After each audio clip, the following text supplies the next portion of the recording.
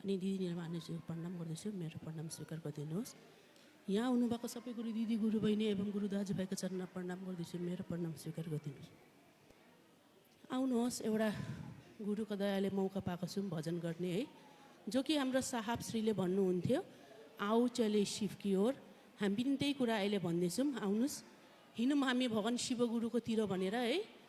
अनि अर्को कुरा, यसमा किताब पनि लेख्नु भएको छ हाम्रो साहब श्रीले, अनि भजन पनि छ, त्यो भजन गर्ने कोसिस गर्दैछु म।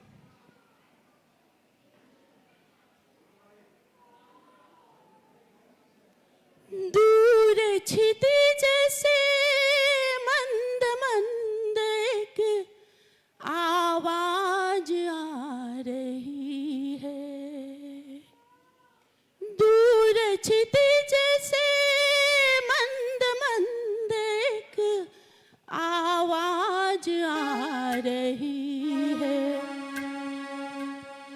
हर अंदर की सांसों में उतर कर सबको सुना रही है।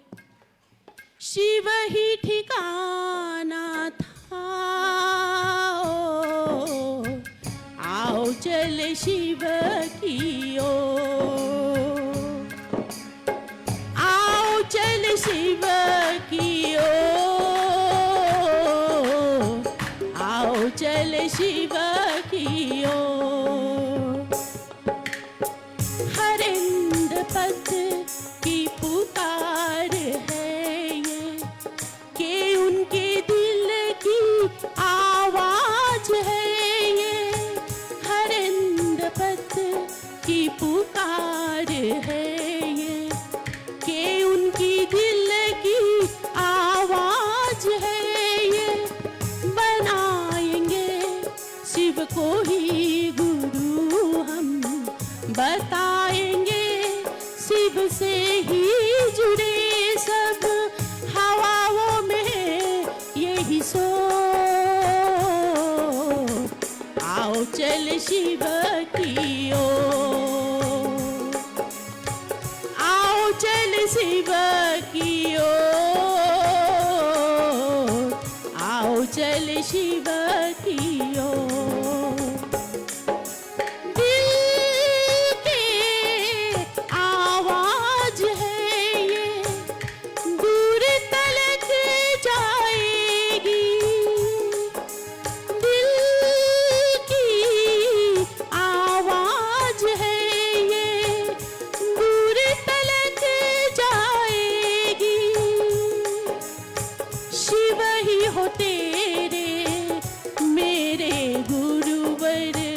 सबको समझाएंगे,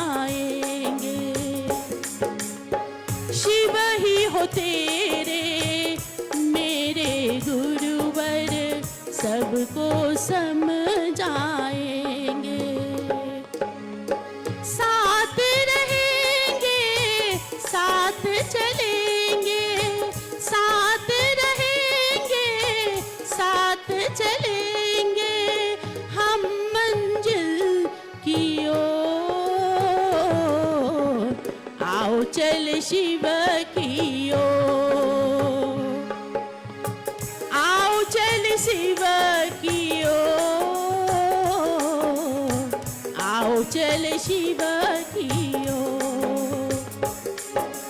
कारवां बन गया है जुस्तजू मंजिले शिव, कारवां बन गया है जुस्तजू मंजिले शिव। मंजिल मिलो ना मिलो तुम, सोच में सबके हो तुम, आगाज हो अंजाम तुम ही हो, आगाज हो अंजाम तुम ही हो, सौंपा तुम्हें अब डोर। आओ चल शिव की ओर, आओ चल शिव की ओर, आओ चले शिव की ओर,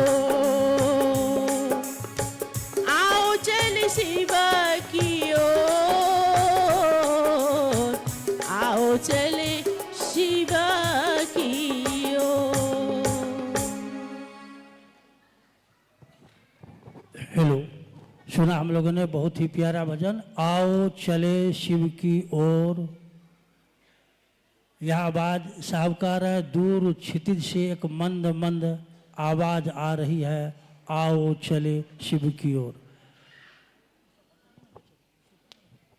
आइए, अपना वही होता है। हम बोलते हैं ना कि साहब कहते थे ना कि ये जूता है, ये चप्पल है, उसके प्रति मेरे मन में जो रहती है संवेदना, कहीं मेरा खो भी जाता है दो जोड़ा में से एक, तो हम ढूंढ लेते हैं, क्योंकि उसके प्रति मेरे मन में दर्द है कि ये मेरे अपने हैं। शिव शिष्यता की ये दुनिया, जिस दुनिया में साहब श्री का अपना कोई हुआ है तो वह हुआ है शिव के शिष्य, गुरु भाई और गुरु बहन। इसके सिवा साहब का ध्यान कभी नहीं रहा है अपने बाल बच्चों पर या परिवार पर। आप सुनिए साहब के जीवन को, देखिए साहब श्री के जीवन को। आज हमारे बीच अर्चितानंद भैया, अन्नू भैया है। आपसे बड़ा अपना इनका कोई नहीं है, आप ही इनके अपने। आपसे हमारा मतलब शिव के गुरु भाई और गुरु बहन। मैं निवेदन और प्रार्थना करूंगा अर्चितानंद भैया से, अपनों से कुछ बात, अपनी बात की जाए, अपनों से अपनी बात की जाए।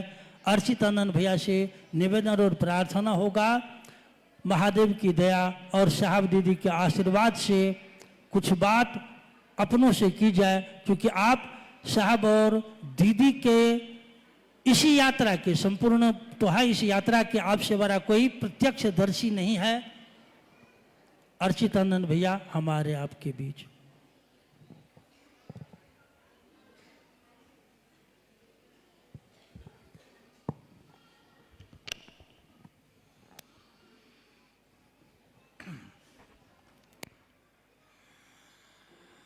अपने गुरु महादेव, साहब दीदी और इस हॉल में बैठे तमाम गुरु भाई गुरु बहनों को मेरा प्रणाम है।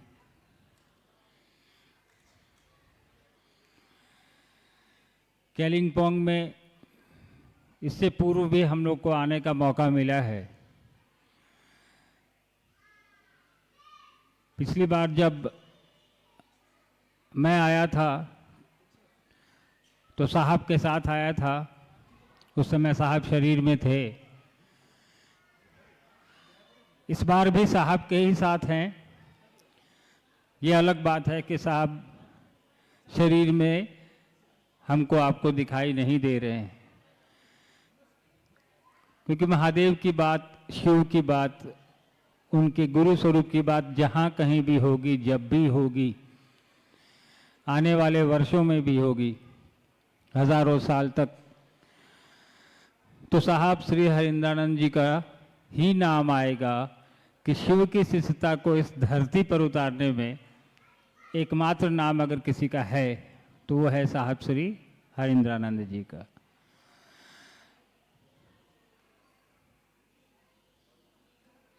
इस हॉल में, इसको हम लोग संगोष्ठी कहें, महोत्सव कहें, ये दोनों का सम्मिलित स्वरूप है। छोटी जगह,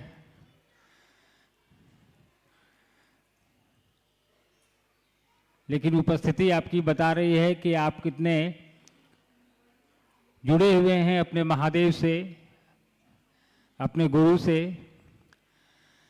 और जुड़ना भी चाहिए, क्योंकि हम लोग उस महादेव की बात करते हैं, उस देवता की बात करते हैं जो हमारे घरों में पहले से है, पहले से हम और आप उनकी पूजा करते आ रहे हैं। साहब श्री ने सिर्फ इतना ही किया कि हमको आपको उस महादेव से, जिसकी पूजा हम लोग घर में कर रहे हैं, शिवालय में कर रहे हैं, मंदिरों में करते हैं, कहा कि उनसे एक और रिश्ता जोड़ लो। अभी तो भगवान के रूप में उनकी पूजा कर ही रहे हैं हम और आप। साहब ने कहा कि वो करते रहिए, आप जो आप कर रहे हैं उसको बदलने की जरूरत नहीं है। लेकिन एक और रिश्ता जोड़ लीजिए, वो है गुरु और चेला का, यानी कि एक गुरु और शिष्य की जो परंपरा है, जिसमें शिव को गुरु स्वरूप में पूरी दुनिया में माना गया है कि वो जगत गुरु हैं। साहब ने कहा कि अगर वो भगवान के रूप में हमको आपको दे सकता है तो जगत गुरु के रूप में भी दे सकता है। और गुरु क्या देगा? गुरु अपने शिष्यों को ज्ञान देता है।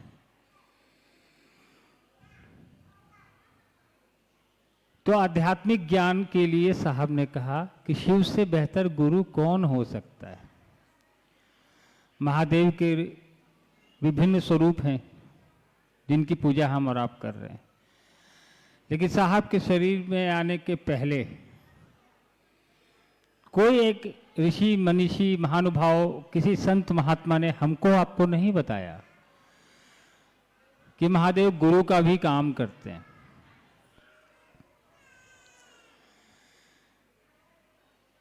साहब की अपनी 40 साल की तपस्या, जिसने भी साहब के बारे में कभी पढ़ा होगा या सुना होगा तो वो जानता होगा कि साहब ने अपने जीवन के शुरुआती दौर में, जब वो स्कूल में थे तब से लेकर के जब वो डिप्टी कलेक्टर हुए उस समय तक, मजिस्ट्रेट हुए उस समय तक, श्मशान जाना, कब्रिस्तान जाना, साधु संतों के सानिध्य में रहना, उनसे कुछ सीखने की कोशिश करना, कुछ चेष्टा करना,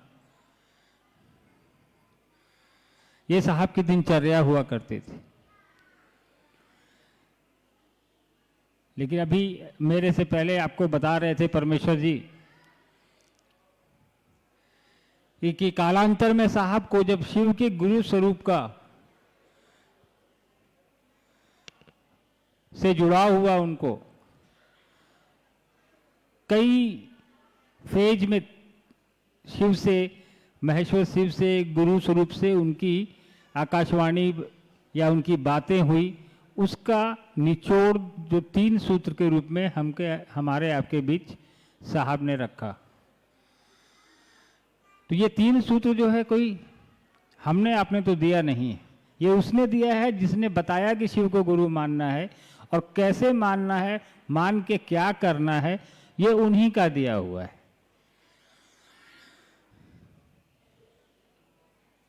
साहब ने 3 सूत्र की व्याख्या कई दफे की है।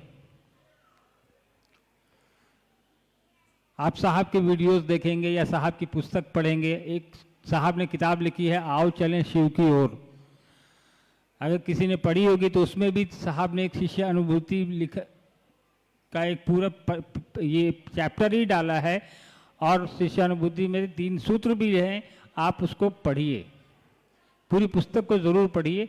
पढ़ने से शिव के बारे में, भगवान शिव के गुरु स्वरूप के बारे में या शिव के अन्य स्वरूपों के बारे में पूरी दुनिया में आपको उससे अच्छी किताब नहीं मिलेगी। एक बार जिसने उस पुस्तक को पढ़ा, उसको किसी और पुस्तक को पढ़ने की आवश्यकता नहीं रह जाएगी भगवान शिव के, गुरु शिव के बारे में जानने के लिए। साहब ने लॉकडाउन के समय उस पुस्तक को लिखा था रांची में, जहां साहब रहते हैं, उपवन नाम है उसका।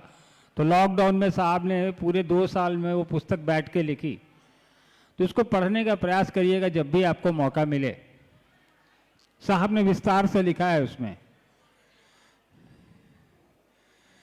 थोड़ा शांत हो जाइए भाई साहब, इतने कम लोगों में तो शोर नहीं होना चाहिए। अभी हम लोग जहाँ से आ रहे हैं वहाँ 2 लाख लोग थे और बहुत शांति से हम लोग बात करके आए हैं। यहाँ तो 500-600 लोग हैं, इसलिए कृपया शांति रखें। बात करने के लिए घर भी है, इतना पैसा लगा के यहाँ बात करने का कोई मतलब नहीं है। तो कृपया, कम लोग हैं तो हम लोग ज़्यादा अच्छे से बात कर पाएंगे आपस में, कुछ हम बता पाएंगे, कुछ आप लोग पूछेंगे, जिज्ञासा है हुई तो अभी वर्षा दीदी आएंगी, वो आप लोग की जिज्ञासा दूर करेंगी। तो खैर, साहब ने कहा कि हम उस महादेव की बात कर रहे हैं जो हजारों साल से हमारे आपके बीच पूजित है, हमारे आपके घरों में उसकी पूजा होती है, हमारे पूर्वज उसकी पूजा कर रहे हैं, उनके भी पूर्वज करते आ रहे हैं। यानी कि हजारों साल का इतिहास महादेव का हमारे आपके बीच है। और महादेव गुरु का भी काम करते हैं, ये भी पुस्तकों में लिखा है। हजारों साल पहले लिखी गई शिव पुराण में आप चले जाइए या वेद में चले जाइए, रामचरितमानस में चले जाइए, उसमें भी शिव के गुरु स्वरूप की व्याख्या है, चर्चा है। तो आखिरकार जब शिव गुरु के रूप में इतने वर्षों से हमारे आपके बीच हैं, तो वो व्यापक क्यों नहीं हुआ उनका गुरु स्वरूप? महाकाल के रूप में हम लोग उनसे मांगते हैं, वैद्यनाथ के रूप में मांगते हैं, औघड़दानी है वो मांगते हैं।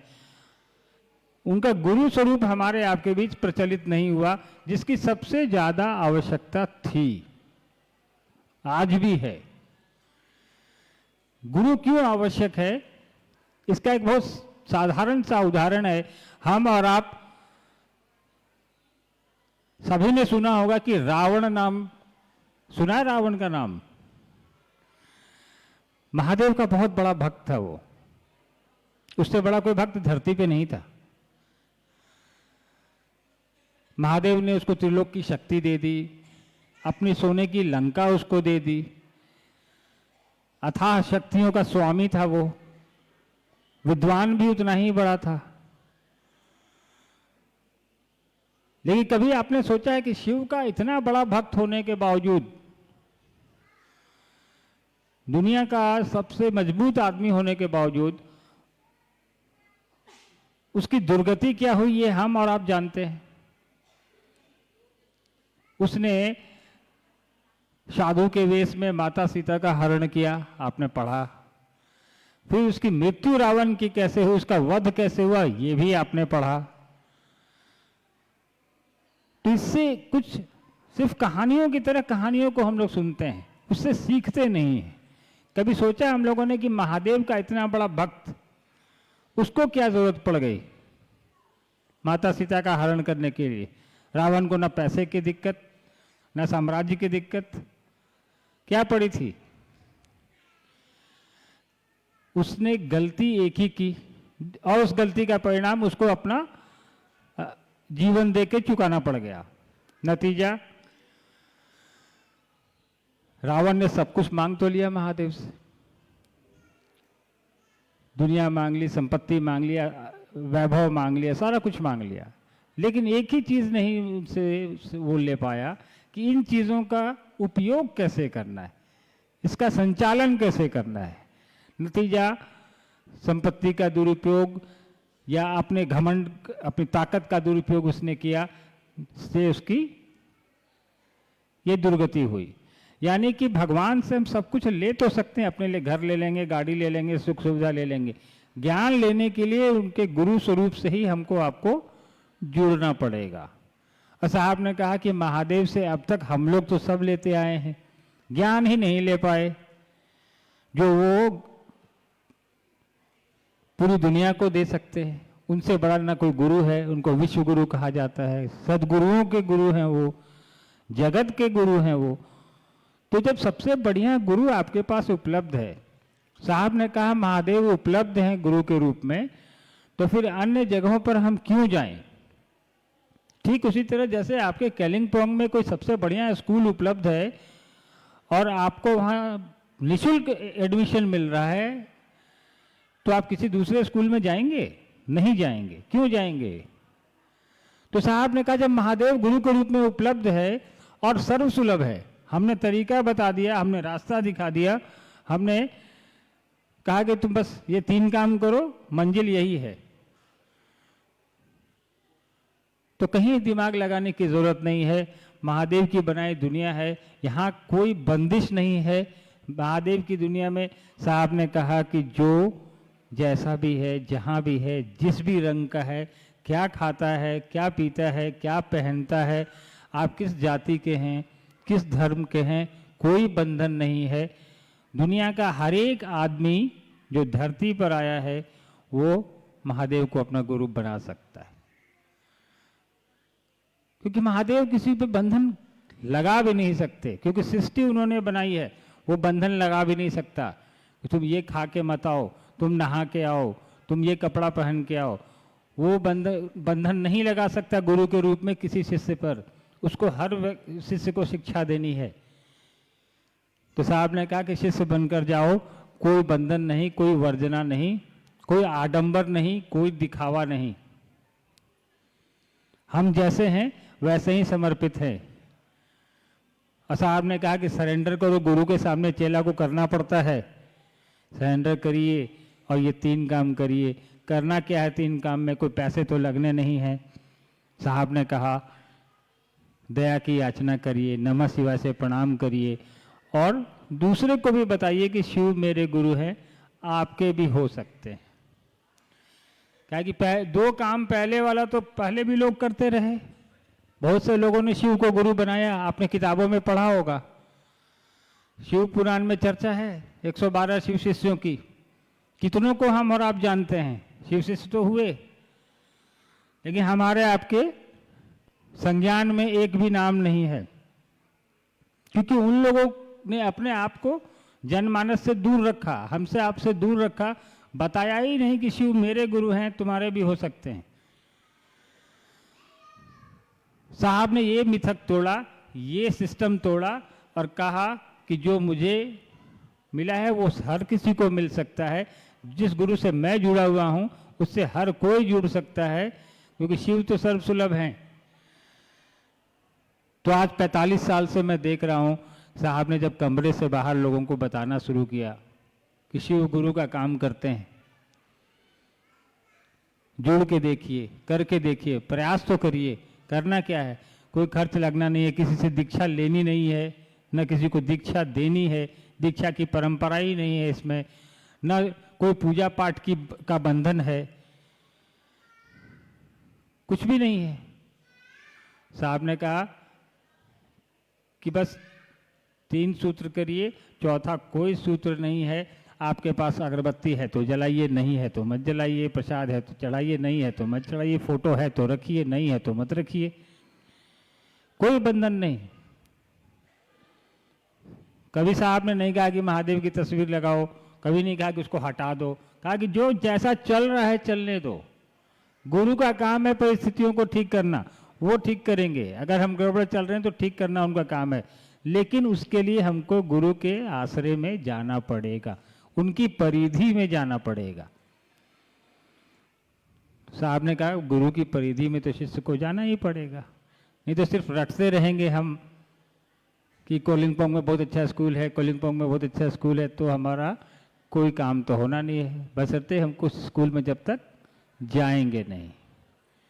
तो प्रयास करना है कि साहब और दीदी ने जो हमको आपको बताया है रास्ता, उस पर चलने का प्रयास करना, उस परिधि में रहना है। और जब उस परिधि में जाएंगे हम और आप, तो महादेव के गुरु स्वरूप से जुड़ रहे हैं। तो सभी लोग जानते हैं कि गुरु अपने शिष्य को अपने जैसा बनाता है। महादेव का चेला महादेव के जैसा होगा।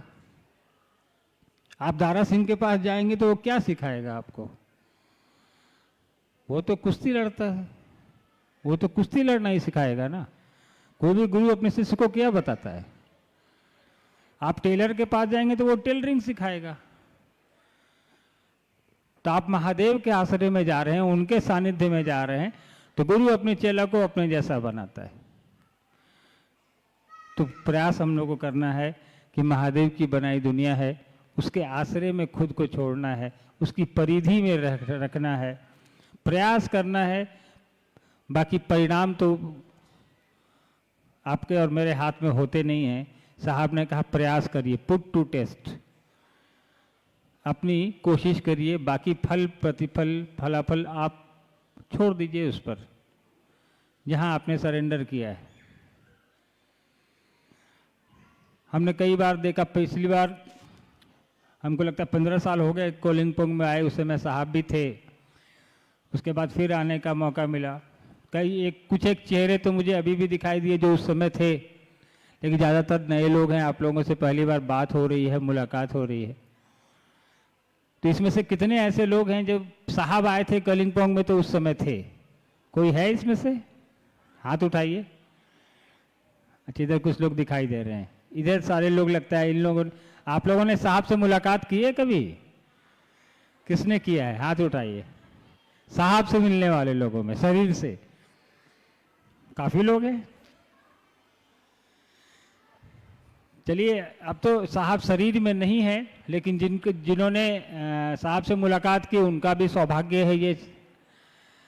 और जो नहीं कर पाए वो अब साहब और दीदी का उद्देश्य, साहब दीदी ने जो हमको आपको कहा है वही हमारे आपके लिए लकीर है, उसको लेके आगे बढ़ना है हम लोगों को। मन की आंखों से जैसे महादेव को हम लोग महसूस करते हैं, साहब दीदी को भी करने का है। और इस रास्ते पे अपने आप को खड़ा रखना है कि महादेव का काम करना है। अपना जो भी समय हम महादेव के लिए निकाल पाते हैं अपने सांसारिक कामों के अलावा, उसको साहब दीदी के अनुसार हम लोग को लेके चलने का है। अभी बरका दीदी आपके बीच आएंगी और आप लोगों से बात भी करेंगी। आप लोगों के बीच कोई जिज्ञासा होगी तो भेजिएगा ज़रूर। और इस उम्मीद में कि अगली बार फिर आप लोगों से मुलाकात होगी और इससे बड़ी जगह पर होगी। तब तक कालिम्पोंग में महादेव का अलग आप लोग जगाइए। हर एक घर में महादेव के गुरु स्वरूप का दीपक जले, ये साहब दीदी का उद्देश्य था, उनकी इच्छा थी। हम लोग को अब उनकी इच्छा को पूरा करना है, उनके उद्देश्य को पूरा करना है। क्योंकि इसमें साहब दीदी का उद्देश्य तो जो है सो है, हमारा आपका भी कल्याण है कि महादेव से जितना लोगों को जोड़ेंगे उतना हम भी जुड़ेंगे। और अपना तो कल्याण हम और आप करेंगे ही महादेव का नाम लेके, महादेव का काम करके।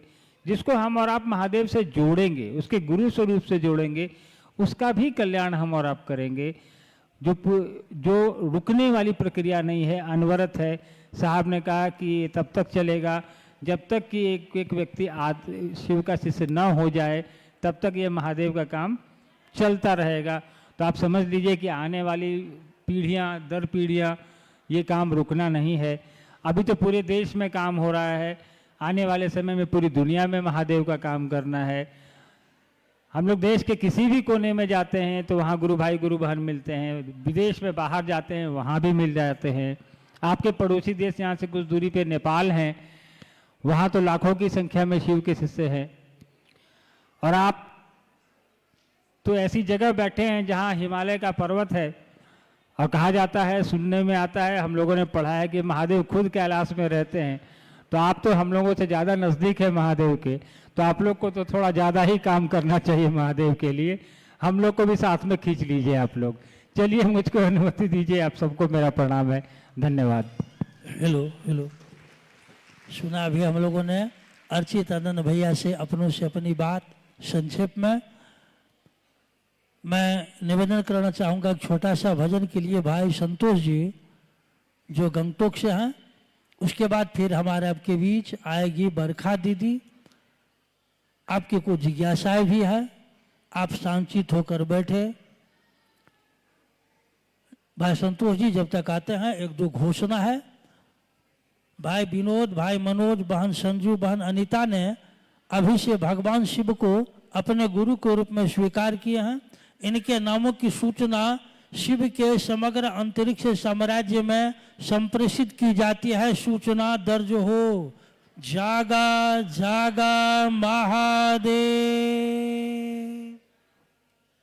आइए हम सुनते हैं भजन भाई संतोष जी गंगटोक।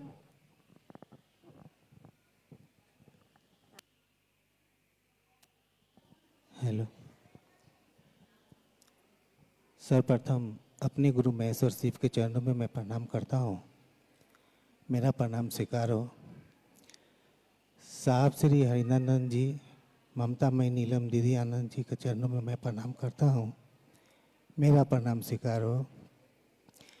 यहाँ उपस्थित सभी गुरु भाई गुरु बहन के चरणों में मेरा प्रणाम है। मेरा प्रणाम स्वीकार करें।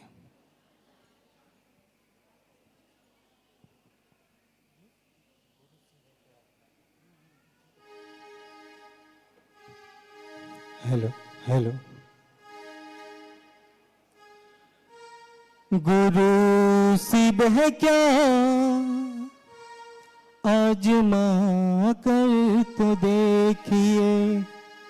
गुरु शिव है क्या आजमा कर तो देखिए, गुरु शिव है क्या आजमा कर तो देखिए, गुरु शिव है क्या आजमा कर तो देखिए। है तीनों विधा क्या ये जान कर देखिए, है तीनों विधा क्या ये जान कर देखिए, गुरु शिव है क्या आजमा कर तो देखिए, गुरु शिव है क्या आजमा कर तो देखिए।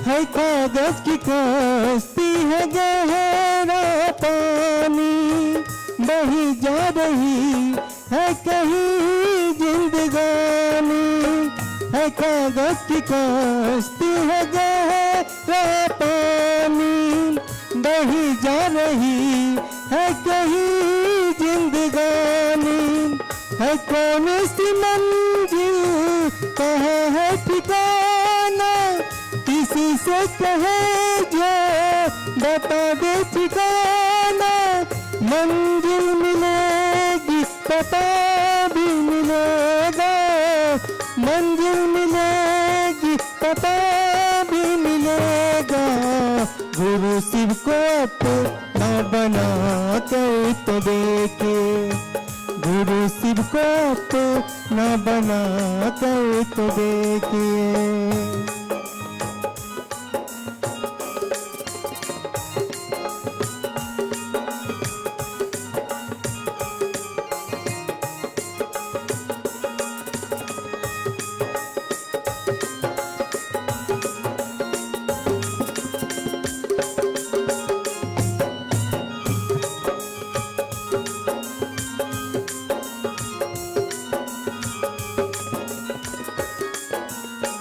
ये तीनों विधा जोड़ता है गुरु से, बना देता है रिश्ता नाता गुरु से।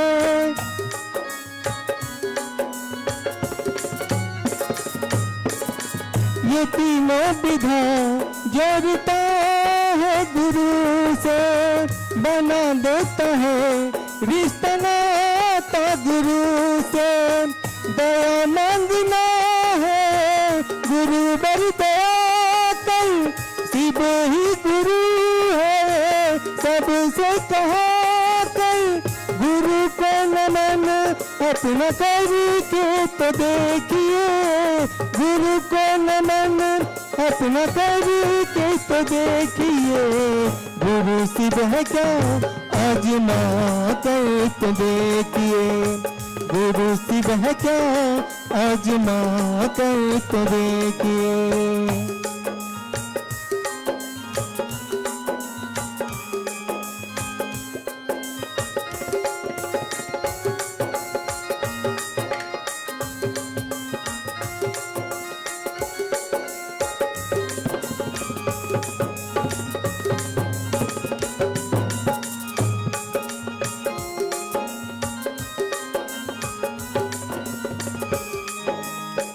चाहत गुरु की जरूरत हमारी, गुरु की दया जिंदगी है हमारी।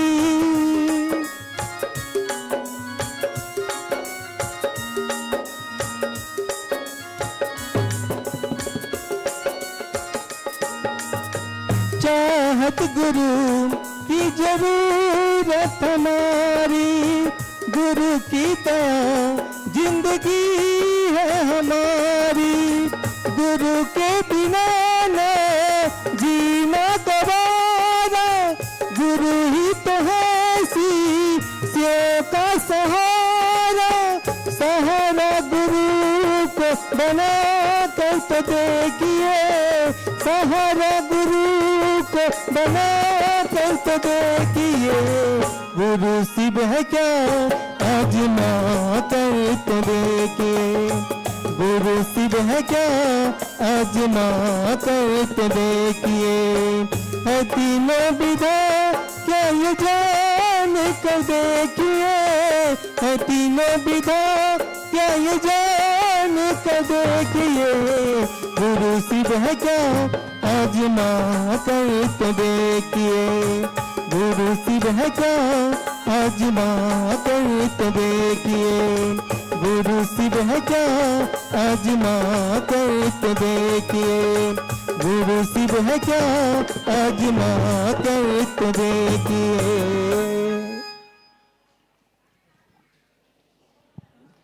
Hello hello. आइए, हम लोगों ने सुना बहुत ही प्यारा भजन, गुरु शिव है क्या आजमा कर तो देखिए। और आप तमाम भाई बहनों से निवेदन होगा, जो हॉल के अंदर है उनसे विशेष निवेदन होगा, और जो बाहर है उनसे भी होगा, कृपया आप बैठ जाए जहां जगह आपको मिले। आप शांतचित्त होकर बैठे, आप हॉल में बैठे हुए हैं, हॉल के मुताबिक भीड़ ज़्यादा है। जो बात अभी हम लोग करेंगे या जिन बातों को हम लोगों ने जीवन में उतारने का और करने का संकल्प लिया है, किसी को अपना गुरु बनाना नहीं है, बल्कि इस धरती पर महादेव ने, परमात्मा ने जो सामर्थ्य, जो शक्तियां हमको दी है, उन शक्तियों का अधिकतर हम प्रयोग करेंगे लोगों को शिव का शिष्य बनाने के लिए। और साहब श्री के इसी संकल्प को लेकर झारखंड राज्य के राजधानी उपवन, जो साहब श्री का स्मृति स्थल है, वहां से आओ चले शिव की ओर, जो साहब श्री का या संदेश या आदेश या एक जो साहब की दिली इच्छा रही है, इस दिल की आत्मा को, आवाज को लेकर हमारे आपके बीच बरखा दीदी मौजूद है। मैं निवेदन करना चाहूँगा बरखा दीदी से, महादेव की दया, साहब दीदी के आशीर्वाद से अपनी भावनाओं को लेकर आप मंच तक आने का कष्ट करेगी। बहुत व्यस्त समय इनका रहा है, अभी भी आपने सुना, आपने देखा होगा, अनवरत व्यस्तता में आपके बीच है बरखा दीदी, हमारे आपके बीच।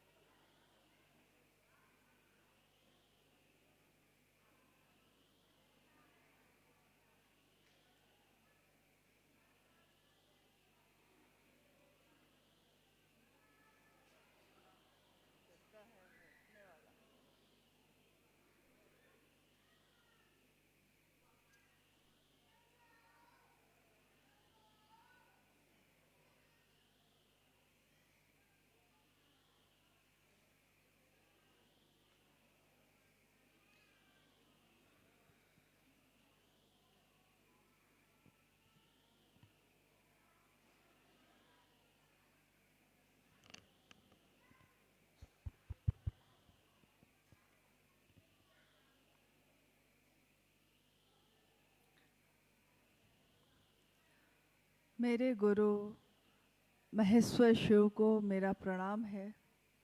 इस कालखंड के प्रथम शिव के शिष्य, हम सबों के परम आदरणीय वरेण्य गुरु भ्राता साहब श्री के चरणों में मेरा प्रणाम है। शक्ति स्वरूपा माँ नीलम आनंद जी के चरणों में मेरा प्रणाम है। और कलिंगपोंग में इस हॉल में उपस्थित आप सभी गुरु भाई गुरु बहन के चरणों में मेरा प्रणाम है। आप सभी को मेरा प्रणाम।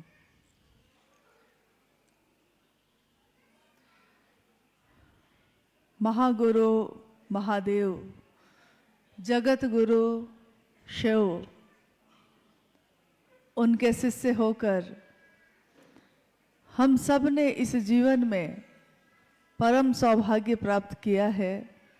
महादेव मेरे आपके सबके गुरु बन सके, इसका सौभाग्य इस जीवन में जगत के लोगों को मिल रहा है। इस कालखंड में शिव के गुरु स्वरूप की बात ये आवाहन कि शिव मेरे आपके गुरु हो सकते हैं लेकर आने वाले साहब श्री हरिंदानंद जी हैं।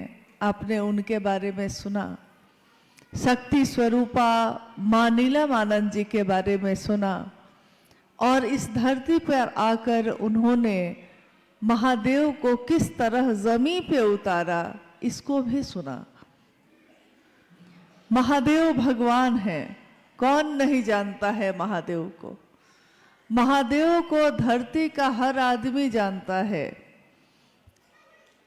उत्तर हो, दक्षिण हो, पश्चिम हो, पूरब हो, जहाँ जाइए महादेव एक ऐसे भगवान हैं जिनकी सर्व जगत में सर्वमान्य तौर पे पूजा होती आई है। महादेव की पूजा, महाकाल के अनेक स्वरूप की पूजा, महाकाल, महामृत्युंजय, महाऔघरेश्वर, महामृत्युंजय, महायोगेश्वर, यानी महा शब्द जहाँ भी लगे हैं, आप गौर कीजिएगा इस बात पे कि जिस भी सत्ता के साथ महा लगा है, इसका अर्थ है कि ये उपाधि, ये शब्द शिव के लिए कही जा रही है। जगत गुरु शिव, महागुरु शिव, आदि गुरु शिव, यानी गुरु और शिष्य परंपरा में भी अगर इस पूरे अखिल ब्रह्मांड में कोई गुरु है पहला तो वो शिव हैं।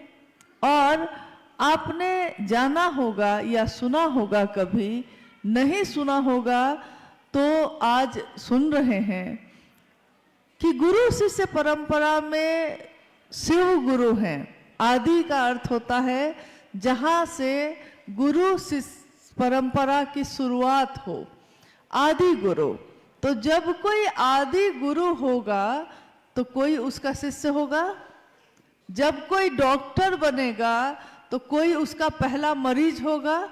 जब कोई शिक्षक बनेगा तो कोई तो पहला विद्यार्थी होगा। तो जब महादेव आदि गुरु हैं तो सबसे प्रथम में कोई शिष्य होगा। आदि गुरु शिव का पहला शिष्य कौन है? आखिर किसके शिष्य बनने से जगत गुरु शिव का जगत गुरु पद चरितार्थ होता है? मां भवानी, शिव की शक्ति, भगवती प्रथम शिष्या कही गई। भारत देश में जब तंत्र और साहित्य के ग्रंथ पढ़े जाते हैं तो उसमें तंत्र पे एक बहुत बड़ी पुस्तक है जिसमें तंत्र साधना या तंत्रों के बारे में लिखा गया है। अक्सर हम लोग समझते हैं कि तंत्र का अर्थ होता है जादू टोना करना, परंतु तंत्र का ये बहुत छोटा और विकृत रूप है। उसका सुंदर रूप है शिव से प्रेम करना। तंत्र साहित्य में पहली बार जब उमा और महेश्वर की आपस की बातचीत चल रही है, जब शिव और माँ पार्वती की बातचीत चल रही है, जिसमें माँ भवानी शिव से कहती हैं, हे देव, तंत्र क्या है? ओ लॉर्ड, व्हाट इज तंत्रा? और शिव उत्तर दे रहे हैं, देवी, तंत्र is nothing but only love and surrender. तंत्र और कुछ भी नहीं है, ये प्रेम और समर्पण के सिवा। प्रेम में समर्पण होता ही होता है। कोई अगर किसी से प्रेम करता है तो इसका अर्थ है कि प्रेम गली अति सांकरी, बहुत संकरी गली है ये। प्रेम गली अति सांकरी, जामे दो न समाये। दो सत्ता में पैदा होता है ये, परंतु दोनों को एक कर देता है। तो इतनी संकरी है वो गली कि उसमें एक ही जा सकता है कोई। अगर दोनों तरफ दीवार हो, इधर भी दीवार है, इधर भी दीवार है, और इतनी पतली जगह है वहां खाली, जिसमें एक ही व्यक्ति जा सकता है, तो प्रेम की उपाधि दी गई कि दो सत्ता में पैदा तो होती है, दोनों को एक कर देती है और दोनों एक होकर उस गली से गुजर जाते हैं। प्रेम, लेकिन ये प्रेम होना बहुत कठिन है, इंसान से होना कठिन है। यहाँ तो ईश्वर की बात की जा रही है, यहाँ तो कहा जा रहा है कि भगवान से उसे ही प्रेम करिए। गुरु वही है, गुरु अपने प्रति, गुरु ईश्वर के प्रति प्रेम पैदा करते हैं। और जब शिव गुरु होंगे तो प्रेम कैसे पैदा करेंगे? किसी ने कहा हमको, किसी ने कहा आपको कि महादेव को अपना गुरु बना लीजिए, और किसी के कहने से हमने शिव को अपना गुरु बनाया है। किसी ने पहली बार आपको कहा होगा और तब आपने शिव को अपना गुरु बनाया होगा। जब किसी ने कहा होगा उस समय, जैसे हम लोग अभी बैठे हैं ना सारे लोग, याद कीजिए उस पल को, उस समय को, जिस समय में हमने शिव को अपना गुरु बनाया। जिस दिन हमने कहा, हे शिव आप मेरे गुरु हैं, मैं आपका शिष्य हूं, मुझ शिष्य पर दया कर दीजिए। जिस पल आपने कहा होगा उस पल को याद करिए। तो अभी जैसे ही ये बात, ये विचार हमारे मन में, हमारे दिमाग में प्रवेश करता है, वैसे ही हमको महसूस होता है कि किसी ऊर्जा का संचरण हमारे मन, मस्तिष्क और मेरे इस शरीर में आता जा रहा है, आता जा रहा है। एक ऊर्जा, एक ऐसी तरंग जो इससे पहले हमने महसूस नहीं की। ये कब महसूस की थी? जब किसी से प्रेम हुआ था। जब किसी से प्रेम होता है तो धड़कनें बढ़ जाती हैं और आंखें झुक जाती हैं, हाथ कपकपाने लगते हैं। क्यों ऐसा होता है? क्योंकि मन जिसके नजदीक होता है, हमारे शरीर पे भी उसी का असर होने लगता है। मन अगर शिव से नजदीक होगा तो हमारे शरीर के आचरण में, हमारे शरीर के हर कृत्य में महादेव जैसा ही आचरण दिखने लगेगा। इसीलिए भैया हरिंद्र जी ने, इन्होंने जब शिष्यानुभूति लिखी थी उसमें लिखा कि शिव भाव से संजात एक सामान्य भावाचरण भी जगत के लिए अनुकरणीय है। शिव भाव से संजात, इसका अर्थ होता है कि जैसे पानी के जगह पे शिव का भाव हो, और जैसे कपड़ा भीग जाता है, आर्द्र हो जाता है, तो कपड़ा महादेव की दया से भींगा हुआ हो। शिव भाव से संजात एक सामान्य भावाचरण, यानी भाव के अनुसार आचरण। हमारे मन में जब शिव का भाव होगा तो हमारे आचरण भी वैसे हो जाते हैं। अगर मेरे मन में ये भाव होगा कि मैं किसकी बेटी हूं, तो मेरे भाव, मेरे आचरण भी उन व्यक्ति के कारण वैसे ही दिखने लगेंगे। जगत में अगर कोई कहेगा कि कोई गलत काम कर लीजिए, तो आप कहिएगा कि मेरे पिता का नाम बदनाम होगा, क्योंकि मैं वही आचरण कर सकती हूँ जो मेरे पिता की मर्यादा के अनुकूल है। मैं वो आचरण नहीं कर सकती जो मेरे पिता के अनुकूल नहीं हो। जब कोई शिव को अपना मानता है तो उसके भी सामान्य भावाचरण, आचरण ऐसे ही होने लगते हैं। वो जगत में चलता है, रहता है, जीता है, खाता है, बातें करता है, किसी से मिलता है, लेकिन उसके हर काम में महादेव जैसा आचरण उतरने लगता है। उसका हर काम महादेव के भाव से भींगा होता है। और ये जो उसका शिव के शिष्य का आचरण है, ये जगत के लिए अनुकरणीय है। जगत के लोग देखकर ये कहते हैं कि देखिए कैसा शिव का शिष्य है, कैसा शिव का चेला है, कितना सुंदर बोलता है, कितने करुणा है, कितने सुंदर भाव है। इससे हमको सीखना चाहिए।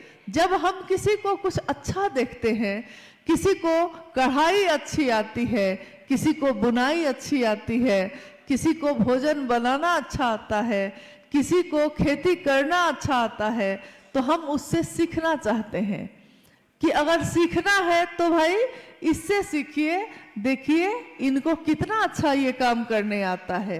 तो जब कोई सेवका शिष्य अपना आचरण जगत में दिखाता है तो जगत के लिए वो अनुकरणीय हो जाता है। जगत के लोग उसको देखकर सीखते हैं कि जीवन को कैसे जीना चाहिए। जब हमने शिव को गुरु बनाया तब से लेकर आज तक हो सकता है हमारे साथ या आपके साथ ऐसा हुआ होगा कि कोई 2 महीने 3 महीने पहले शिव का शिष्य बना होगा, कोई 2-3 साल पहले बना होगा, कोई 20-30 वर्ष पहले बना होगा, कोई कभी बना होगा। लेकिन आज सबके सब ये कोई नहीं कहता कि आप 20 साल के शिव शिष्य हैं और आप 2 दिन के शिव शिष्य हैं। हर व्यक्ति यही कहता है कि हम शिव के शिष्य हैं। शिव का शिष्य होकर हमारा मन महादेव से दया मांगता है। तीनों सूत्रों के बारे में आपने सुना अभी। शिव को गुरु बनाने में कोई दीक्षा, कोई दक्षिणा, ये शब्द आपने कभी सुना? क्योंकि शिव को गुरु बनाने में दीक्षा, गुरु की दया ही उनकी दीक्षा है। शिव की दया ही इंसान के, मानव के मन में दीक्षा का काम करता है। बीए का रोपण, बीज का रोपण, शिव का एक नाम है ज्ञानवापी महादेव। ज्ञानवापी महादेव का अर्थ होता है ज्ञान का वपन करने वाले, ज्ञान का रोपण करने वाले। जैसे खेत में कोई धान का रोपण करता है, वैसे ही हम सभी इंसानों के मन में शिव गुरु के रूप में ज्ञान का रोपण करते हैं। जब महादेव ज्ञान का रोपण करते हैं तो हमारा मन उनको गुरु मानने लगता है। लेकिन ये मेरा स्वभाव बन जाए, शिव को गुरु मानना मेरा स्वभाव बन जाए, मुझको ऊपर दिखावा में ये ना करना पड़े, मैं सचमुच में उसी भाव में आ जाऊं। स्वभाव का अर्थ होता है जैसा अपनी माँ के लिए है, पुत्री का स्वभाव, पत्नी का स्वभाव, पति का स्वभाव अपने आप होता है ये। लेकिन जब ईश्वर के लिए हम कहते हैं कि मेरा स्वभाव हो जाए, तो इसके लिए हमको प्रयत्न करने पड़ते हैं, इसके लिए हमको प्रयास करना पड़ता है। शिव को गुरु बनाने के लिए, स्वस्फूर्त जागरण के लिए मेरे हृदय में, मेरे मन में शिव का भाव स्वस्फूर्त हो जाए, खुद ही खुद प्रकट हो जाए, इसके लिए मैं क्या करूं? तो इसके लिए कहा गया, साहब ने कहा कि पहला सूत्र है शिव से दया मांगना। मन ही मन जब हम शिव से दया मांगते हैं, हे शिव आप मेरे गुरु हैं, मैं आपका शिष्य हूँ, मुझ शिष्य पर दया कर दीजिए, तो महादेव की दया मेरे मन में, जब मेरा मन बार बार उसकी आवृत्ति लेता है, मन ही वो साधन है, तो मन जिस बात को बार बार दोहराता है, बार बार उसकी आवृत्ति लेता है, तो धीरे धीरे हमारे मन पे उसी बात की, जिसकी हम आवृत्ति ले रहे हैं, उसी बात की छाप पड़ जाती है। कोई अगर दिन रात पैसे पैसे पैसे पैसे यही बात करता है, तो उसकी नींद में भी उसको पैसा ही दिखने लगता है। हमने देखा है कभी कभी कि जब शाम में, संध्या बेला में हमारे घर परिवार में कभी कभी ऐसा होता था, हम लोग छोटे थे तो उस समय याद है मुझको, कि घर में परिवार के बहुत लोग बैठे हैं और कुछ नाते रिश्तेदार के लोग भी आ गए हैं, तो बहुत लोग बैठे हैं। तो जब बहुत लोग हो जाते हैं तो कोई एक बात शुरू होती है और धीरे धीरे सारे लोग उसी बात में शामिल हो जाते हैं। तो एक बार क्या हुआ कि शाम हो रही थी, अंधेरा हो रहा था, तो अचानक किसी एक व्यक्ति ने भूत प्रेत की बात शुरू कर दी। भूत ऐसा होता है, प्रेत ऐसा होता है, महाप्रेत ऐसा होता है, चुड़ैल ऐसी होती है, पिशाच कैसा होता है। धीरे धीरे देख रहे हैं कि जितने लोग वहां हैं बैठे हुए, सब अपनी अपनी कोई ना कोई कहानी उसमें बताने लगे। किसी ने कहा कि एक बार ऐसा हुआ कि अमुक आदमी अमुक जगह गया तो वहां उसको प्रेत बाधा हो गई, भूत प्रेत पकड़ लिया, झूमने लगा। मतलब कैसा था प्रेत? किसी दूसरे ने पूछा भूत कैसा था? तो बड़े बड़े कान थे, बड़ी बड़े आंखें थी, दांत थे, बाल थे। मतलब लोग कह रहे हैं। हम लोग छोटे थे। उसके बाद रात के भोजन का समय आ गया। भोजन करके सारे लोग सोने के लिए गए। तो जब सोने के लिए गए, अब नींद ही नहीं आए, नींद ही नहीं आ रही है, डर लग रहा है और पर्दा भी हिलता है तो लगता है कि भूत का कान ही हिल रहा है। ये पर्दा नहीं है। आवाज हो रही है सरसराहट की, तो लगता है कि भूत ही सांस, उसी की सांस की आवाज आ रही है। देखिए हमारे मन पे उस बात का कितना असर होता है जिसमें हम सब शामिल हो जाते हैं। तो सब शामिल हो गए तो रात भर नींद नहीं आई, कोई अकेले सोने को तैयार नहीं हुआ। सब अंत में विचार हुआ कि सारे लोग हॉल में गद्दा बिछा लें और एक साथ सो जाएं, क्योंकि कमरे में जाने पे भूत आ सकता है। देखिए किसी एक ने बात शुरू की, धीरे धीरे सारे लोग उसमें शामिल हो गए और जब शामिल हो गए तो मन पे उस बात का ऐसा असर हुआ कि हर जगह वही दिख रहा है। अगर हमारे आपके जैसे लोग और बातों को छोड़कर महादेव की बात करने लगेंगे और कहेंगे, कोई एक शुरू करेगा महादेव मेरे गुरु हैं, आपके भी हो सकते हैं। दूसरा कहेगा कैसे हो सकते हैं। तीसरा कहेगा महादेव तो है ही। पहला कहेगा है गुरु, इसीलिए तो कहते हैं कि बना लीजिए। महादेव का साथ मिलेगा तो हमारा मन सबल होगा, सक्षम होगा, सुवासित होगा। शिव के साथ जीवन की दशा और दिशा बदल जाएगी। कोई कहता है महादेव गुरु कैसे हो सकते हैं, हम लोग को तो कुछ नहीं आता है।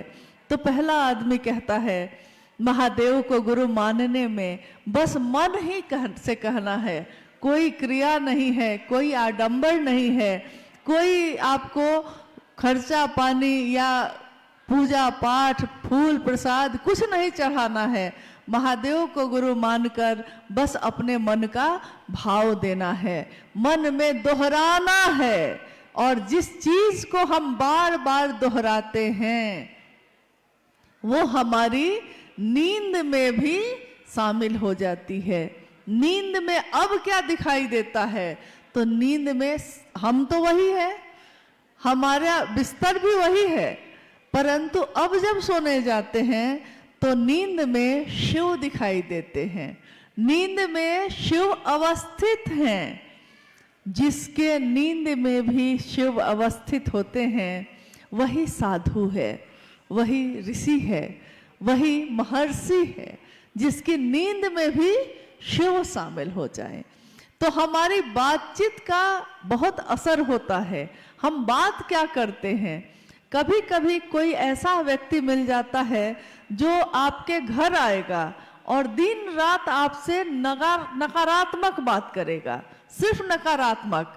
मतलब कोई आपके घर आया और उसने बात शुरू की, उसने कहा कि क्या कहें, बड़ा बीमार है, बहुत दर्द है, पैर में बहुत दर्द है, पेट में दर्द है, सिर में दर्द है। इतना बोलेगा, इतना बोलेगा और जब वो चला जाएगा तो आपके भी सिर में दर्द होने लगता है। पहले नहीं था। उसने इतनी बात कही, इतनी बात कही किसी के बारे में कि मुझको भी लगने लगा कि मुझको भी तो नहीं हो गया है कहीं सिर में दर्द। यानी बात हम सुनते क्या है। वहीं कोई ऐसा व्यक्ति मिलता है जो कहता है, हम अगर कहते भी हैं कि हाँ मेरे सिर में बहुत दर्द है, बड़ी पीड़ा है, पैर के घुटने में चल नहीं पाते हैं, तो वो कहता है अरे मिजाज बना के चलो ना, मिजाज बनाओ, अरे चलो कुछ नहीं है, चल सकते हैं, चलिए। और एक दिन चलने लगते हैं हम। यानी उसकी बात का क्या असर है, बात का क्या असर होता है। मनुष्य की शारीरिक शक्ति यानी उसके शरीर की जो शक्ति है सो उससे बलशाली होती है उसकी मानसिक शक्ति, और मानसिक शक्ति से भी बलशाली होती है उसकी आध्यात्मिक शक्ति। ये साहब ने अक्सर कहा, लिखा भी है। मनुष्य की शारीरिक शक्ति में कितना बल है, हम क्या क्या काम कर सकते हैं। हम एक कुर्सी उठा सकते हैं, हम एक टेबल उठा सकते हैं, लेकिन अगर पलंग उठाने के लिए कह दिया जाए तो हम नहीं उठा सकते हैं। लेकिन अगर कोई कहे कि मन से उठाइए तो मन से तो पलंग क्या बात है, महल का महल उठा सकते हैं। मन में अगर सोचना है कि महल को उठाना है तो मन तो ऐसी चीज है कि उठा ही सकते हैं हम। यानी मन की शारीरिक शक्ति से बलशाली हो गई मन की शक्ति, और मन से भी बलशाली है उसकी आध्यात्मिक शक्ति। आध्यात्मिक शक्ति यानी ईश्वर से उसका सानिध्य। एक व्यक्ति जो बरसों से लकवाग्रस्त होकर बिस्तर पे पड़ा था और बिस्तर से हिल भी नहीं सकता था, लोग उससे मिलने आते, सहानुभूति जताते और चले जाते। सब सहानुभूति दिखाते, भाई तुमको बड़ा कष्ट है, भाई तुमको तो बड़ा दुख है, सब सहानुभूति जताते। लेकिन आज तक किसी ने उससे नहीं कहा कि तुम ठीक भी हो सकते हो। सबने यही कहा क्या करिएगा, अब तो जीवन ऐसे ही गुजारना है। परंतु एक दिन क्या हुआ, एक शिव का शिष्य उस व्यक्ति के पास गया। एक गुरु भाई उस व्यक्ति के पास मिलने चले गए। उन्होंने कहा क्या हो रहा है आपको? तो उसने कहा कि बरसों से बिस्तर पे ही पड़ा हूं, लकवाग्रस्त हूं, हिल नहीं पाता हूं, सारे काम बिस्तर पे ही करने पड़ते हैं। गुरु भाई ने, शिव के शिष्य ने कहा महादेव को गुरु बनाइए ना, लेटे लेटे ही महादेव से दया मांगिएगा, महादेव को प्रणाम करिएगा, और अगर कोई मिल जाए, आए कोई मिलने, उससे महादेव की बात करिएगा। बड़े अविश्वास में बेमान से उस व्यक्ति ने जो बिस्तर पे था मान तो लिया, परंतु उसके मन में विश्वास नहीं था। एक दिन उस गांव में आग लग गई। जैसे बिहार, उत्तर प्रदेश, ये सब राज्य में जब जाइएगा तो गांव, यहाँ पहाड़ पे तो एक घर यहाँ है तो दूसरा घर उतनी दूर है, ऊपर में तो तीसरा घर एकदम नीचे में है। परंतु बिहार और उत्तर प्रदेश, झारखंड, ये सब में जाइएगा तो एक घर के ठीक बगल में दूसरा घर है, फिर तीसरा घर है, एकदम नजदीक नजदीक घर है। एक गांव में 700-800 घर है, 3-3 हजार घर है एक ही गांव में। तो जब आग लगेगी तो इतना नजदीक है दूसरा घर कि उसमें भी आग लग जाएगी, उससे लगते लगते पूरा गांव में आग लग जाती है। एक दिन उस गांव में आग लग गई और आग धीरे धीरे घर, एक घर से दूसरे घर में पहुंचने लगी। गांव में हल्ला मच गया, लोग अपने घर से बाहर भागने लगे। अगर घर के अंदर आग लगेगी तो हम बाहर ही भागेंगे ना, सब भागने लगे। भागते समय किसी को ध्यान नहीं रहा कि वो व्यक्ति जो लकवा मारा हुआ था जिसको, वो तो बिस्तर पे था, उसके बारे में किसी को ध्यान ही नहीं आया। सब अपने प्राण बचाने के लिए बाहर भागने लगे। बाहर भागते भागते लोगों ने देखा कि जो बरसों से बिस्तर से हिला भी नहीं था और उस दिन वो दौड़ते हुए बाहर भाग रहा है। तब लोगों को ध्यान आया कि अरे ये तो अंदर ही था, लेकिन ये दौड़ कैसे रहा है। लोग आग को छोड़कर उसी से पूछने लगे कि भाई तुम दौड़ कैसे पाए, तुम तो हिल भी नहीं पा रहे थे। उसने कहा कि भैया पहले मैंने सोचा कि अब कोई आएगा मुझको बचाने, अब कोई मेरा खटिया लेके बाहर जाएगा, लेकिन कोई नहीं आया। मैंने देखा कि सारे लोग बाहर भाग गए, मुझको बचाने कोई नहीं आया। तो आपने जो कहा था ना महादेव से दया मांगना, मैंने मन ही मन महादेव से दया मांगनी शुरू की। महादेव दया कर दीजिए, महादेव दया कर दीजिए, महादेव दया कर दीजिए। और मेरा मन, मुझको भी नहीं पता है कि मेरा मन लगा जैसे कि भैरव जैसा हो गया हो, और कब मेरा शरीर खड़ा हुआ और कब मैं दौड़ने लगा मुझको पता ही नहीं चला। देखिए, मन ने शरीर को कैसे खड़ा कर दिया। शरीर ने मन का सहारा लिया, मन ने ईश्वर का, भगवान शिव का सहारा लिया, और भगवान शिव का सहारा लेने पे आपकी मानसिक और शारीरिक सारी चीजों की चिकित्सा शिव करते हैं, क्योंकि वो वैद्यनाथ भी हैं। वेदों के वैद वैद्यनाथ, महावैद्यनाथ, उनका एक नाम ये भी है। मनुष्य का जिसका साथ वो लेता है, हम जिसका साथ लेंगे, मेरा मन भी उसकी जैसा बनने लगेगा। हम शिव का साथ लेंगे तो मानवता, शिव का सानिध्य लेने वालों के लिए मानवता सबल होगी, सुवासित होगी, सक्षम होगी। साहब ने कहा कि मैं नहीं जानता कि संसार की दशा और दिशा शिव के बगैर कैसी होगी, परंतु यह मैं जानता हूं कि शिव के साथ यह मानवता सबल होगी, सक्षम होगी, सुवासित होगी। अस्तु, आओ चले शिव की ओर। इसलिए उन्होंने कहा कि सब चले शिव की ओर, चाहे वो कोई बुजुर्ग हो, चाहे वो कोई युवा हो, चाहे कोई बच्चा हो।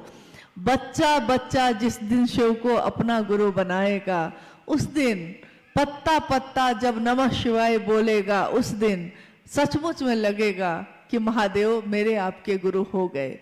महादेव ने कभी किसी से कुछ लिया नहीं है, सबको दिया ही दिया है। आपने सुना, अभी अनु भैया अपनी चर्चा में कह रहे थे, उन्होंने शिव के भक्त रावण का जिक्र किया। रावण जिसके बारे में लोग उसकी भक्ति से उसको नहीं जान पाए। लोग रावण को किस लिए जानते हैं?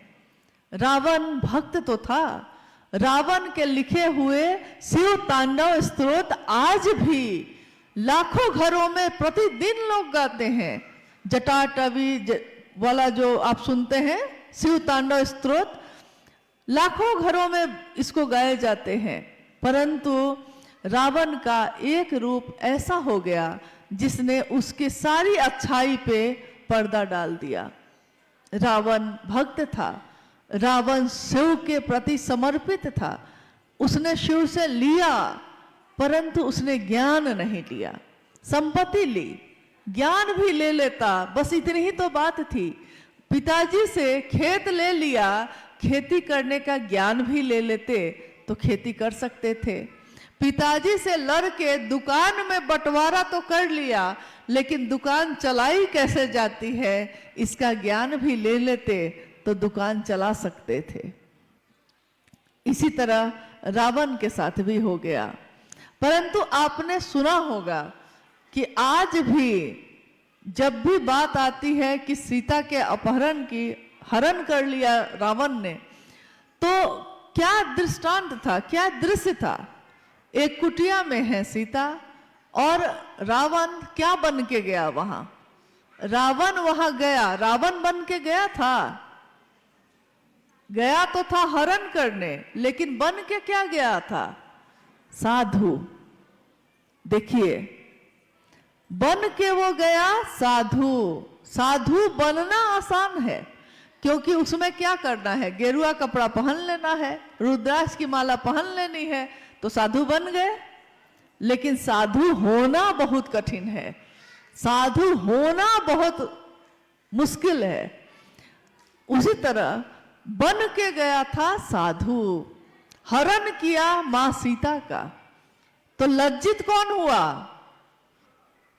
रावण नहीं, क्योंकि रावण को तो यह करना ही था। लज्जित वहां साधुता हो गई। इसलिए आज भी, कब की यह कहानी है, कितने सालों पहले की कहानी है, लेकिन आज भी साधु वेश में भी किसी को हम देखते हैं तो हम उस पर विश्वास नहीं करते तुरंत। हमको लगता है कि पता नहीं ये सही में साधु हैं भी कि नहीं हैं, कहीं बन के तो नहीं आ गए। एक रावण ने ऐसा किया है तो दुर्गामी परिणाम है उसके कि आज भी साधु पे लोग जल्दी भरोसा नहीं कर पा रहे हैं, जबकि करना चाहिए। ये तो भेष ही ऐसा है, नहीं कर पाते। और हम शिव के शिष्य हैं, अगर हम शिव का शिष्य बनकर समाज को अपनी सेवा न दे सके, समाज को शिव न दे सके, तो हमको शिव का शिष्य होने का कोई हक नहीं है। अगर मेरे कारण महादेव का नाम ऊंचा ना हुआ, अगर मेरे कृत्य से, मेरे आचरण से मेरे गुरु शिव की बदनामी हुई, तो ये वही बात हो जाएगी, लोगों का भरोसा शिव शिष्यों से भी उठ जाएगा, क्योंकि उनको लगेगा कि शिव के शिष्य ऐसे होते हैं। इसलिए अगर कुछ करना है गलत करना है कुछ, तब आप जो हैं वही बन के जाइए समाज में। लेकिन अगर शिव के लिए करना है तो समाज में व्यष्टि का नकाब हटाकर समाज समष्टि की ओर चलना होगा। व्यष्टि का नकाब, मैं कौन हूं, क्या हूं, इसको भूलना पड़ेगा और महादेव का शिष्य बनकर जगत में उतरना पड़ेगा कि लोग देखें कि शिव का शिष्य कैसा होता है।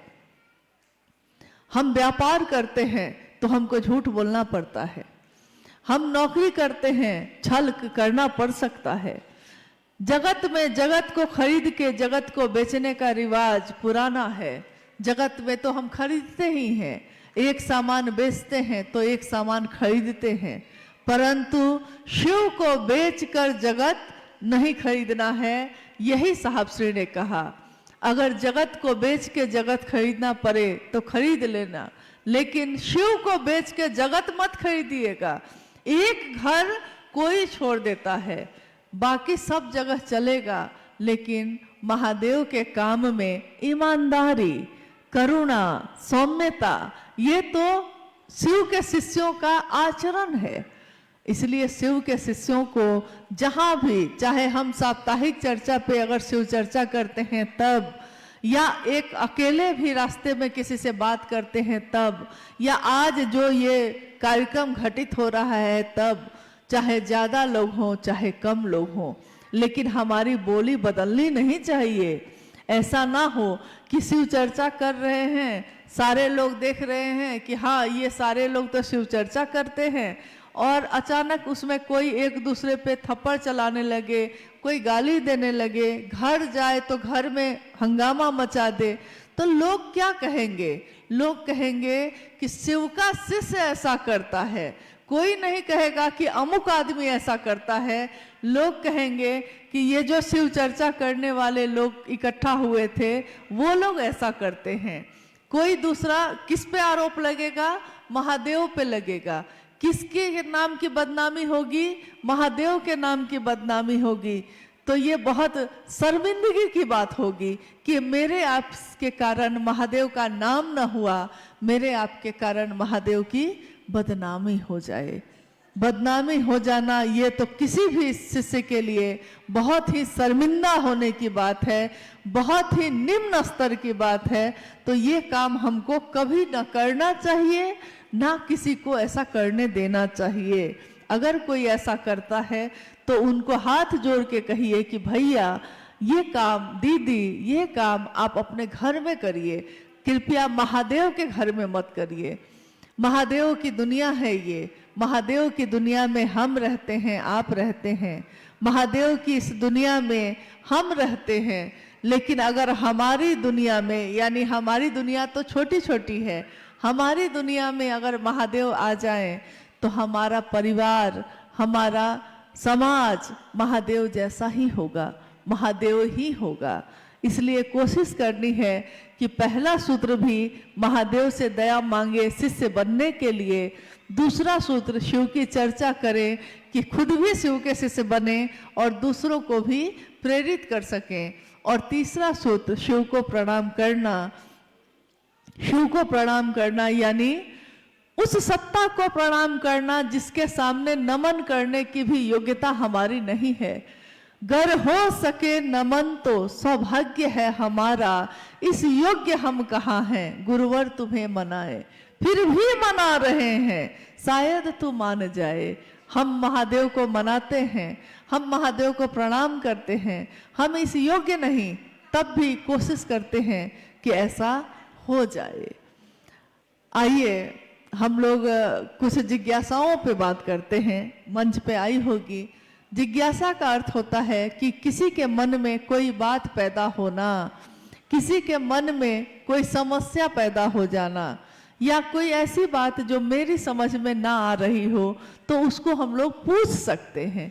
ज़्यादा अच्छा है कि अगर मन भ्रमित हो, अगर कोई किसी के बारे में कुछ कहता हो तो उसे व्यक्ति से पूछना चाहिए। दूसरों से उसके बारे में बात करने से बेहतर है कि उस व्यक्ति से पूछ लीजिए। इसलिए महादेव के काम में अगर कोई बाधा आती हो, गति और गतिरोध दोनों के विषय में कोई बात आती हो, तो हम लोगों को आपस में बात कर लेनी चाहिए, पूछ लेना चाहिए, ताकि माहौल अच्छा बना रहे, हमारा रास्ता प्रशस्त हो। आइए हम लोग जिज्ञासाओं पे बात करते हैं। हेलो, आपकी ओर से जिज्ञासा बहुत है, उसमें से कुछ जिज्ञासाओं पर हम लोग चाहेंगे कि बात हो। एक भाई ने लिखा कि कलिंपोंग में शिव चर्चा मैं सुन रहा हूं लेकिन भरोसा नहीं हो रहा है, क्या शिव जो भगवान है और शिव गुरु दोनों एक है या अलग अलग है? जिज्ञासा है कि शिव की पूजा वो कर रहे हैं, शिव की चर्चा भी सुन रहे हैं, उनको भरोसा ये नहीं हो रहा है कि शिव भगवान है कि शिव गुरु है। शिव भगवान भी है और शिव गुरु भी हैं। मेरे पिता भी हैं कोई और वो मास्टर भी मेरे हैं। ये हो सकता है कि नहीं? ये होता है कि नहीं? होता ही है। तो शिव भगवान है, भगवान के रूप में वो समदर्शी हैं, भगवान के रूप में वो सबके ऊपर एक समान दृष्टि रखते हैं। इसीलिए कोई अगर देवता भी तपस्या करे तो उसको भी वरदान देते हैं, कोई राक्षस अगर तपस्या करे तो उसको भी वरदान देते हैं। महादेव भगवान के रूप में प्रसन्न होकर वरदान देते हैं, इसमें कोई, महादेव भगवान के रूप में मनोकामनाओं की पूर्ति करते हैं, इसमें भी कोई संशय नहीं है। परंतु गुरु के रूप में विवेक पूर्ण दान देते हैं। विवेक पूर्ण दान यानी जो हमारे लिए जरूरी होगा, जो हमारे लिए अच्छा होगा। जैसे कहा गया है कि घर में प्रथम गुरु माता और पिता को माना जाता है, क्योंकि माता पिता अपने बच्चे को कभी भी हाथ में खुला चाकू नहीं देंगे। क्यों? बच्चा चाकू मांगता है, माता पिता नहीं देंगे क्योंकि वो जानते हैं कि चाकू से हाथ काट लेगा, इसको अभी चाकू चलाना आता नहीं है, तो चाकू से हाथ कट जाएगा, तो नहीं देंगे। देखिए माता पिता है वो, लेकिन यहाँ उन्होंने एक गुरु के तरह विवेक पूर्ण दिया या नहीं दिया, क्या देना ठीक होगा, क्या देना नहीं ठीक होगा। बच्चा कहता है कि हम 10 बजे रात में जाएंगे अपने दोस्त के यहाँ, माँ कहती है ना दिन में जाना, और मानती है, लेकिन किस बात पे कि दिन में जाना, रात में नहीं जाना है। यहाँ उसने क्या किया? विवेक पूर्ण होकर उसकी बात को माना, बच्चे की बात को माना, लेकिन विवेक का भी प्रयोग किया। तो महादेव जब गुरु के रूप में होते हैं तो वो विवेक पूर्ण दान देते हैं, जो इंसान के जीवात्मा के लिए जीवात्मा के इस जीवन के लिए अच्छा होगा, सुंदर होगा, उसी के लिए वो वही दान देंगे। अगर नहीं ठीक होगा तो वो नहीं देंगे गुरु के रूप में, और ठीक होगा तो गुरु के रूप में वो भी दे सकते हैं जो हमारे भाग्य में भी नहीं हो, जो हमारी रेखाओं में भी ना हो, वो भी गुरु अहर्निश देते हैं, देते आए हैं। देखिए, जिज्ञासा आपकी है, हमारी जिज्ञासा नहीं है। आप चैन से बैठे, कुछ देर एक जिज्ञासा आई है कि भारत भूखंड पर गुरु और सदगुरुओं का भरमार है, फिर आज ये जगत गुरु शिव की बात क्यों? हाँ, एक ये जिज्ञासा है महत्वपूर्ण कि भारत भूखंड पे गुरु परंपरा की भरमार है, गुरु और शिष्य परंपरा इसकी भरमार है, फिर आज ये शिव के गुरु स्वरूप की बात क्यों हो रही है? भारत भूखंड पे गुरु की भरमार है, ये बात सही है। शरीरधारी गुरुओं की कोई कमी नहीं है, लेकिन कोई शरीरधारी गुरु भी एक दिन शरीर में नहीं रहते, तब हमको अंतर होना पड़ता है, अपने मन को उनसे मिलाना पड़ता है। मान लीजिए आपने कभी किसी शरीरधारी गुरु को गुरु माना होगा, लेकिन अगर वो बाद में शरीर में नहीं रहते हैं, फिर भी उनकी परंपरा शिष्य की चलती ही रहती है, क्योंकि शिष्य मन से मिलता है अपने गुरु से, और सही गुरुओं का अभाव भी है। प्राचीन समय में ऐसे बहुत सारे ऋषि मुनि या ऐसे गुरु हुए जिनके कारण धरती के लोग अच्छा जीवन जी पाए। कभी किसी ने कहा कि त्रेता युग है, ये सतयुग है ये, लेकिन आज जो युग है ये कलयुग है, और कली युग में ऐसा नहीं कि सारा कुछ खराब हो गया है। हालांकि शिव पुराण में शास्त्र ने कहा कि एक दिन ऐसा आएगा जब जगत के लोग धर्म से विमुख हो जाएंगे, गुरु और शिष्य परंपरा भी जाती रहेगी, और पाप और अनाचार का बोलबाला हो जाएगा। परंतु उस समय भी एक ही चीज हम सबके बीच बचेगी, एक ही विकल्प, एक ही चीज बचेगी, नमः शिवाय। शिव पुराण ये कहता है, आज का तो नहीं है, हजारों साल पहले लिखा गया ये ग्रंथ ये बता रहा है, आज ये घटित हो रहा है कि आज हम जैसे मानव के पास एकमात्र विकल्प है शिव की शिष्यता। यानी शिव को जो हम प्रणाम करते हैं नमः शिवाय से, नमः शिवाय में शिव का मंत्र है, ये तो शिव का चैतन्य है जो हमारे मन में, हमारे चैतन्य में होता है, हम अक्सर उसी की बात करते हैं। अभी देखिए, मुझको एक घटना याद आई जो साहब और दीदी ने अपने जीवन की बताई। उन्होंने कहा कि अगर महादेव आपके मन में रहेंगे, मन में अगर महादेव हैं, तो आप कहीं भी जाइएगा, आपके सारे ध्यान का केंद्र महादेव हो जाएंगे, चाहे आप कार्यालय में बैठिए, चाहे आप किसी काम में रहिए। हुआ ये कि एक घटना हुई कि साहब उस समय पटना में पोस्टेड थे, तो वो अपने कार्यालय जा रहे थे। जब 10 बजे से 6 बजे तक वो अपने कार्यालय में, क्योंकि आप जानते हैं कि साहब हरिंद्रानंद जी जब रिटायर्ड हुए तो ज्वाइंट सेक्रेटरी कैबिनेट के तौर पे रिटायर्ड हुए थे।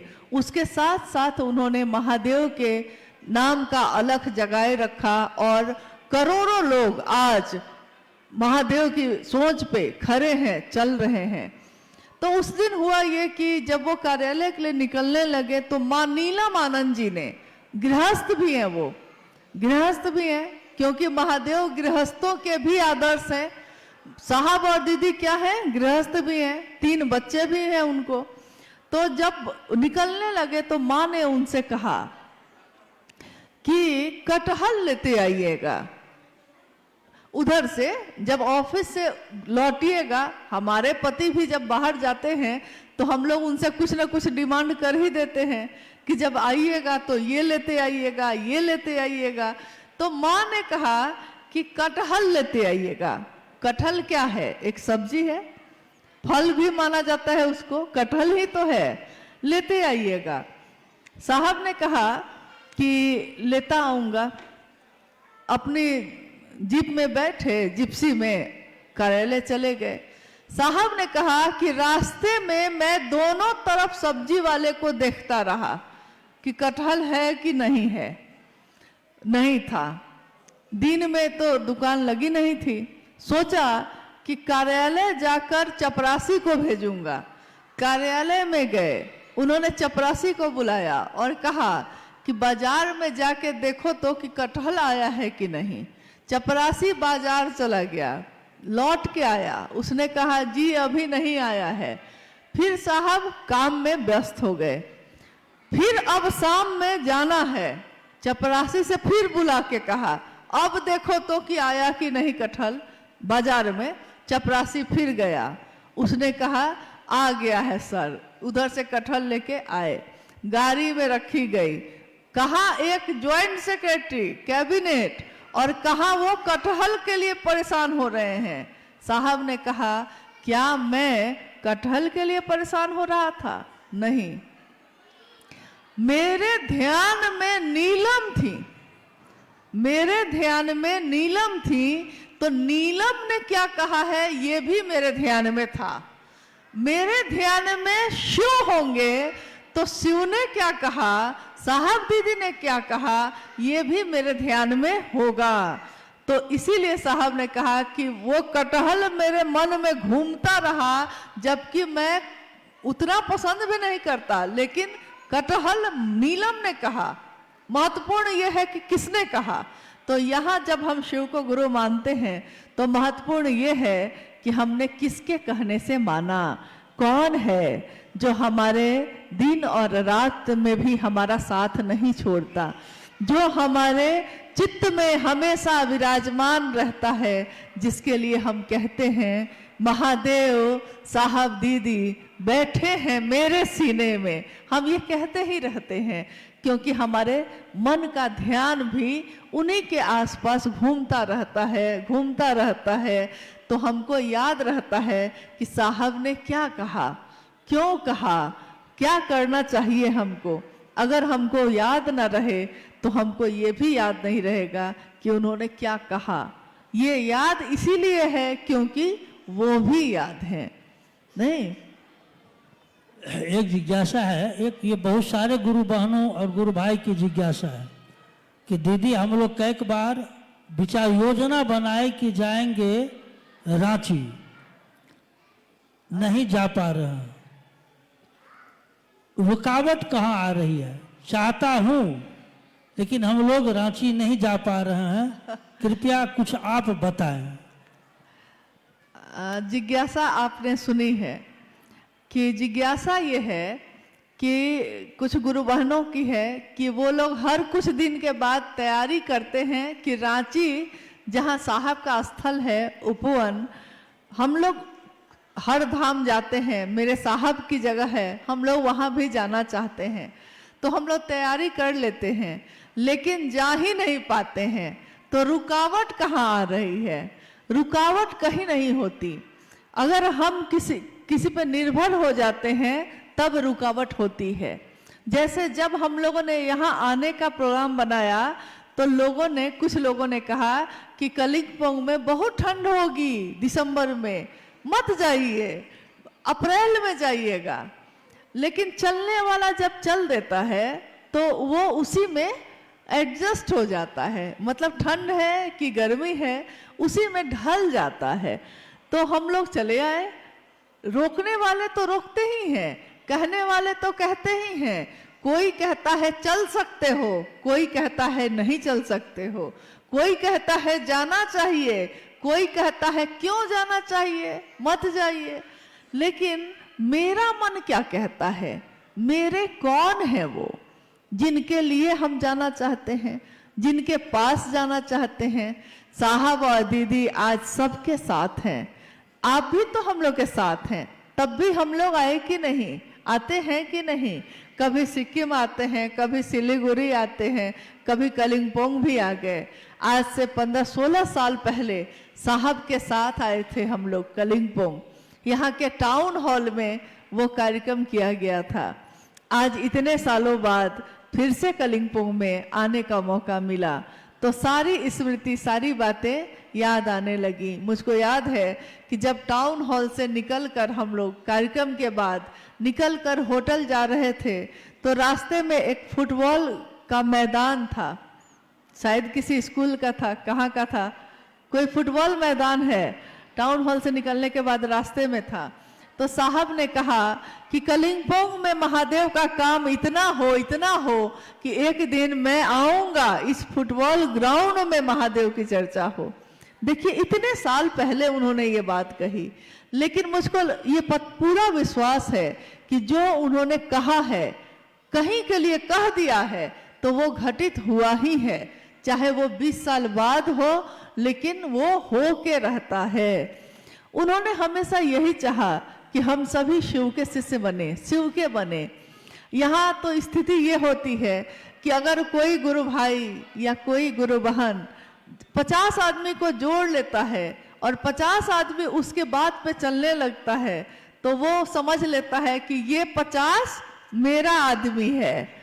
तो दूसरा अगर कोई रख दिया चर्चा तो उसमें कहेगा मेरा लोग नहीं जाएगा, मेरा लोग। जबकि आपने उसको जोड़ा था क्या कह के? आपने तो कहा था शिव का बनना, शिव का शिष्य बनना। तो शिव के लोग ना होंगे, ये मेरे लोग कैसे हो गए? इसका अर्थ है कि मैंने शुरुआत में ही गलत भावना से ये काम किया है। मैंने महादेव के लिए महादेव का काम नहीं किया। जिसने भी, जो भी ऐसा करते हैं, उन्होंने शुरू से ही सोच लिया था कि हमको अपना आदमी बनाना है। हम लोग को कहाँ फर्क पड़ रहा, आप आए तो बहुत अच्छा, हम भी तो महादेव के लिए आए थे, फिर हम भी चले जाएंगे, आप भी चले जाइएगा। कोई ना भी आया तो भी कोई बात नहीं, महादेव उस पे भी दया करे, उस पे भी अपनी कृपा, अपना आशीर्वाद बरसाएं, उनकी दया की बारिश हर व्यक्ति पे हो।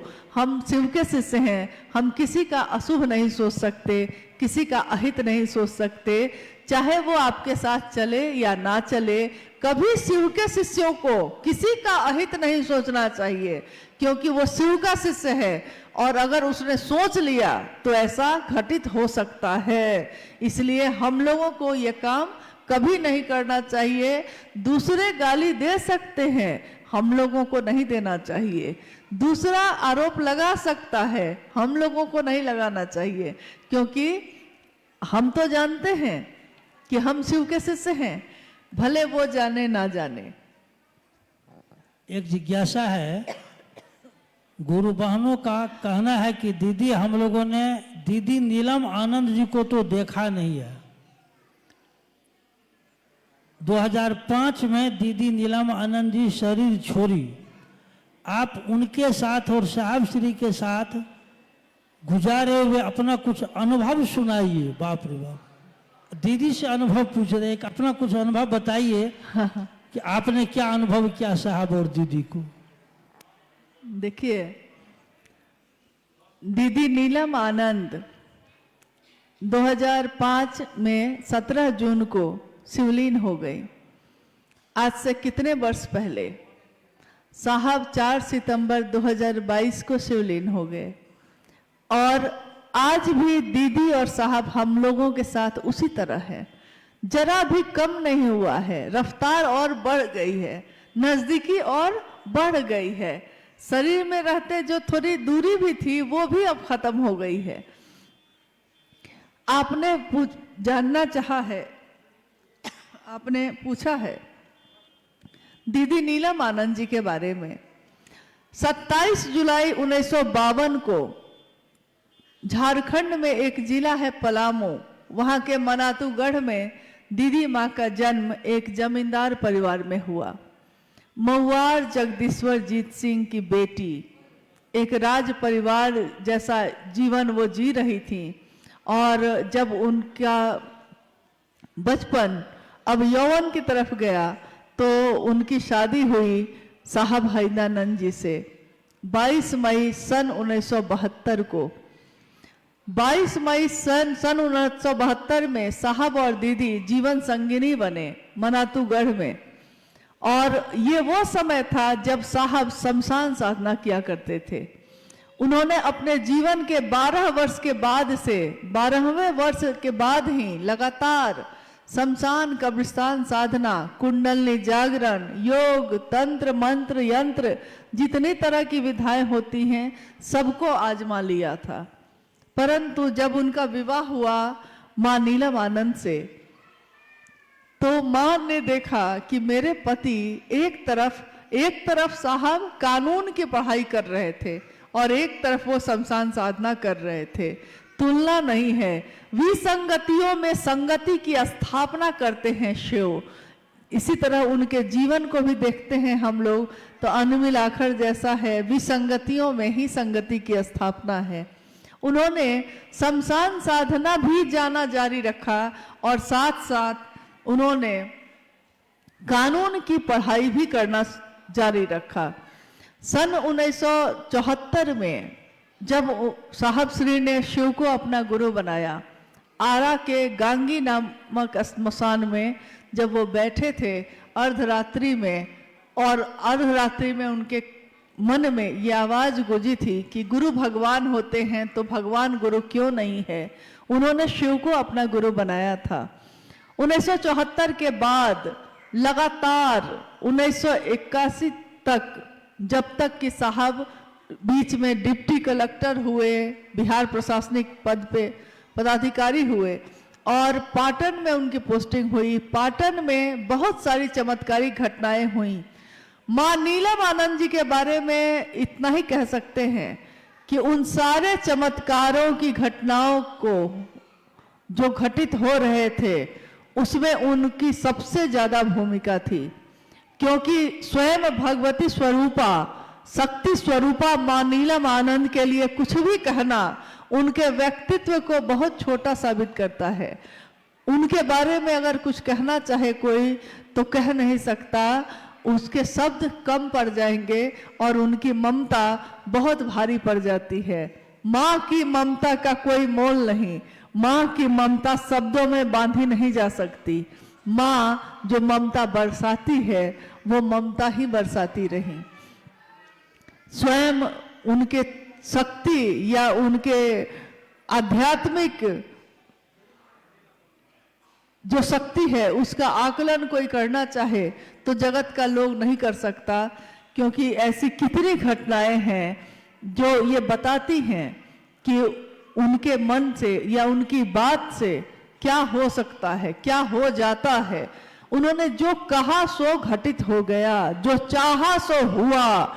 उन्होंने कहा था एक दिन जब 13 लोग थे मात्र, शिव गुरु महोत्सव पहला 13 व्यक्ति, और उस दिन साहब ने कहा था कि आज जो 13 लोग हैं एक दिन 13 करोड़ होंगे।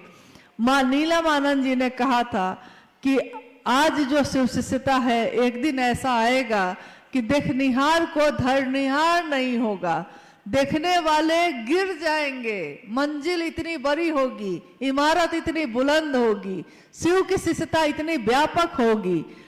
सोचिए ये कब की बात है, ये 1982 की बात है और आज 2025 में हम लोग बैठे हैं। करोड़ों शिव के शिष्य आज जीवन में शिव को जीते हैं, रहते हैं शिव बन के, जीते हैं शिव बन के, बनते हैं शिव।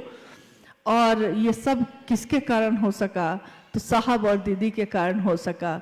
आपने पूछा है कि मां नीलम आनंद जी के साथ मेरा जो समय गुजरा, मेरा जो सानिध्य मुझको प्राप्त हुआ, तो मैंने क्या अनुभव किया है, मेरी अनुभूति क्या है। मुझको उनका सानिध्य मिला और उसके बाद तो कुछ भी याद नहीं, भूल गया सब कुछ, याद नहीं अब कुछ, सब कुछ जैसे कोई भूल जाता है। मैं अक्सर हंसी में कहती थी, जब जो माँ जिसने मुझको जन्म दिया वो कभी कभी माँ नीलम आनंद जी से मेरी शिकायत करती थी, कहती थी कि बेटी है मेरी और मुझको फोन करके हालचाल भी नहीं पूछती है। तो मैं हंस के कहती थी उनको कि मैं तो भूल चली बाबुल का देश, पिया का घर प्यारा लगे। पिया का घर यानी माँ का वो आश्रय, वो आंचल, साहब का वो आशीर्वाद, इसके सामने अब दुनिया में कुछ भी याद ही नहीं रहता था। तो जब याद ही नहीं रहता था तो बात कैसे करे, इस पे वो रोने लगी। तो माँ ने मुझको बहुत समझाया, कहा कि अरे वो माँ है, तुम्हारी माँ है। मैंने कहा कि माँ मैं अपने दिल की बात कह रही हूँ, मुझको कोई याद ही नहीं रहता, जब आपके साथ हूँ तो और किसकी याद आती है। तो माँ हंसने लगती। कितनी यादें हैं, कितनी स्मृतियां हैं, लेकिन यही कहूंगी कि उनकी अनुभूतियों को शब्दों में बताना नामुमकिन है, मुश्किल है, संभव नहीं है।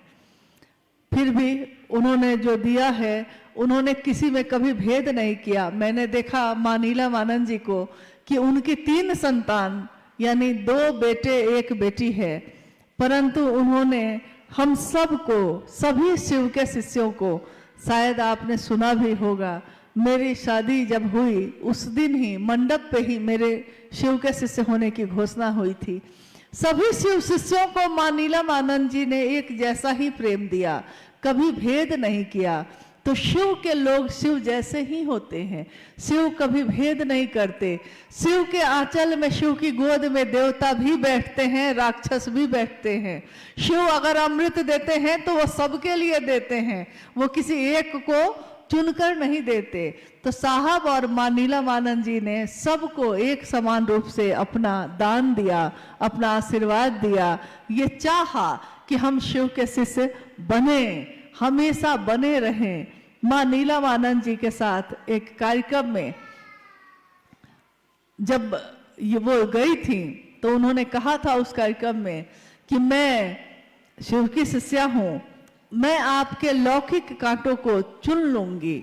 मतलब आपके जो लौकिक जगत है सबको कहा कि आप सब जो शिव के शिष्य हैं, आपके जीवन के लौकिक कांटों को, कष्टों को मैं चुन लूंगी, छाया बनकर आपके साथ सदैव रहूंगी, बशर्ते गुरु कार्य में बेईमानी नहीं।